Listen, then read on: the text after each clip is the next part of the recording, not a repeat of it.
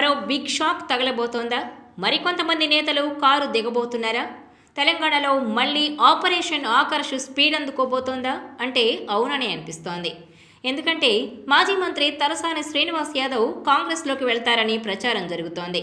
ఈ అంశం రాహుల్ గాంధీ దగ్గరకు చేరిందని ఆయన గ్రీన్ సిగ్నల్ ఇవ్వగానే తలసాని కాంగ్రెస్లోకి చేరడం ఖాయంగా కనిపిస్తోంది.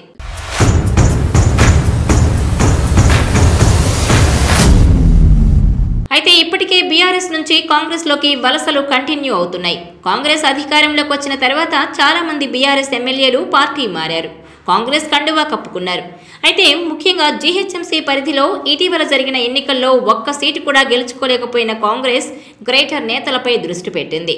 ఇందులో భాగంగా ఇప్పటికే రాజేంద్రనగర్ నుంచి గెలిచిన ప్రకాష్ గౌడ్, ఖైరతాబాద్ నుంచి గెలిచిన దానం నాగేందర్ హస్తం గుటికి చేరారు. ఇప్పుడు మరో సీనియర్ నేత తలసాని శ్రీనివాస్ యాదవ్ కూడా పార్టీ మారేందుకు రెడీ అవుతున్నట్టు తెలుస్తోంది. మాజీ మంత్రి తలసాని కాంగ్రెస్ పార్టీలోకి వెళ్లేందుకు సన్నాహాలు చేసుకుంటున్నట్టు రాజకీయ వర్గాల్లో టాక్ నడుస్తోంది. ఇందుకోసం యూపీ మాజీ సీఎం అఖిలేష్ యాదవ్తో రాహుల్కు రాయబారం పంపినట్టు సమాచారం. చాలా కాలంగా అఖిలేష్తో మంచి సంబంధాలు కంటిన్యూ చేస్తున్న తలసాని ఇప్పుడు కాంగ్రెస్లోకి ఎంట్రీ విషయం కూడా అఖిలేష్కి అప్పగించినట్టు తెలుస్తోంది. ఈ విషయంపై ఇప్పటికే రాహుల్ గాంధీతో అఖిలేష్ మాట్లాడారట. రాహుల్ ఓకే అంటే ఆయన చేతుల మీదుగానే తలసాని కాంగ్రెస్లో చేరతారంటూ టాక్ నడుస్తోంది. తెలంగాణలో ఎన్నికలకు ముందు రేవంత్ రెడ్డికి తలసానికి మధ్య పెద్ద మాటల యుద్ధమే జరిగింది. అవినీతి ఆరోపణలతో ఒకరి మీద ఒకరు దుమ్మెత్తి పోసుకున్నారు. ఆ గొడవ కారణంగా వచ్చిన గ్యాప్ వల్లే ఇప్పుడు తలసాని డైరెక్ట్గా ఢిల్లీ నుంచి ఆపరేట్ చేస్తున్నట్టు తెలుస్తోంది.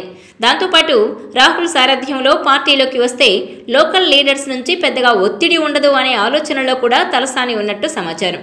కానీ ఈ విషయంలో తలసాని నుంచి కానీ ఆయన అనుచర వర్గం నుంచి కానీ ఎలాంటి అధికారిక ప్రకటన లేదు. రాహుల్ ఇచ్చే సమాధానం కోసమే ఆయన వెయిట్ చేస్తున్నట్టు చర్చ జోరుగానే సాగుతోంది. ఈ నేపథ్యంలో తలసాని ప్రొఫైల్ ఒకసారి చూస్తే తలసాని శ్రీనివాస్ యాదవ్ గ్రేటర్ హైదరాబాద్ రాజకీయాల్లో సీనియర్ నాయకుడు. 2023లో కూడా తన సిట్టింగ్ స్థానం సనత్ నగర్ నుంచి హ్యాట్రిక్ విజయం సాధించారు. కేసీఆర్ ప్రభుత్వంలో మంత్రిగా ఉన్నారు. ఉమ్మడి ఆంధ్రప్రదేశ్లో కూడా కీలక పదవుల్లో పనిచేశారు. 1986లో రాజకీయ అరంగేట్రం చేసిన తలసాని ఆ ఏడాదే కార్పొరేటర్గా గెలిచారు. అనంతరం 1994లో జరిగిన అసెంబ్లీ ఎన్నికల్లో సికింద్రాబాద్ నుంచి పోటీ చేసి కాంగ్రెస్ అభ్యర్థి రవీంద్రనాథ్ను ఓడించి ఎమ్మెల్యేగా విజయం సాధించారు.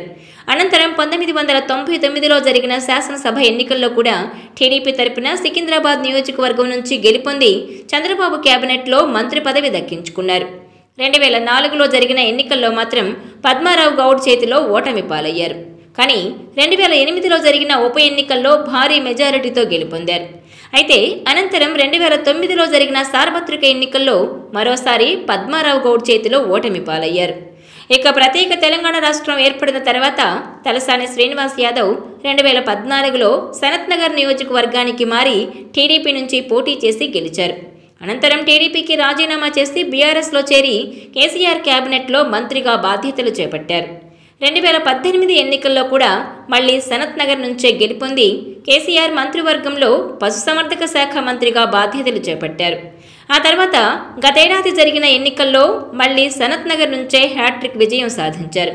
అయితే ఈ ఎన్నికల్లో బీఆర్ఎస్ ఓడిపోవడంతో తాజాగా కాంగ్రెస్లోకి వెళ్తారని ప్రచారం జరుగుతోంది. అయితే విదేశీ పర్యటనలో ఉన్న సీఎం రేవంత్ రెడ్డి రాష్ట్రానికి రాగానే మళ్లీ చేరికలపై దృష్టి పెట్టనున్నట్టు తెలుస్తోంది. జీహెచ్ఎంసీ ఎన్నికలే టార్గెట్గా త్వరలో జాయినింగ్స్ ఉండనున్నట్టు సమాచారం. అయితే బీఆర్ఎస్ ఎల్పీ పక్షాన్ని కాంగ్రెస్లో విలీనానికి భారీ స్కెచ్ వేశారు సీఎం రేవంత్ రెడ్డి. ఇందులో భాగంగా ఇప్పటికే 10 మంది ఎమ్మెల్యేలు హస్తం గూటికి చేరారు.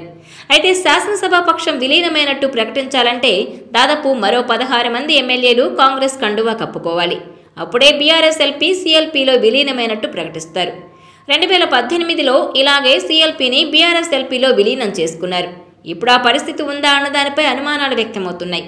ఈ నేపథ్యంలోనే మళ్లీ ఆపరేషన్ ఆకర్ష్కు తెరతీస్తున్నట్టు సమాచారం.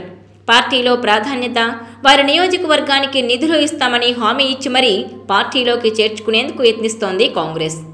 మరోవైపు జీహెచ్ఎంసీ పరిధిలో బలం పెంచుకోవాలంటే నగరంలో ఉన్న ఎమ్మెల్యేలను కాంగ్రెస్లోకి చేర్చుకోవాలనే దిశగా హస్తం పార్టీ కసరత్తు చేస్తోంది. రాష్ట్రం ఏర్పడ్డాక ఇప్పటి వరకు 2 సార్లు జీహెచ్ఎంసీ పీఠం దక్కించుకుంది బీఆర్ఎస్. ఇప్పుడు రానున్న జీహెచ్ఎంసీ ఎన్నికలే టార్గెట్గా మేయర్ పీఠంపై కన్నేసిన కాంగ్రెస్ తలసానితో పాటు మరికొందరు నేతలను ఆహ్వానించాలని యోచిస్తున్నట్టు తెలుస్తోంది. మరి ఈ విషయంలో తలసాని ఎప్పుడు వివరణ ఇస్తారో లేక జాయినింగ్తో నేరుగా సమాధానం చెప్తారో చూడాలి.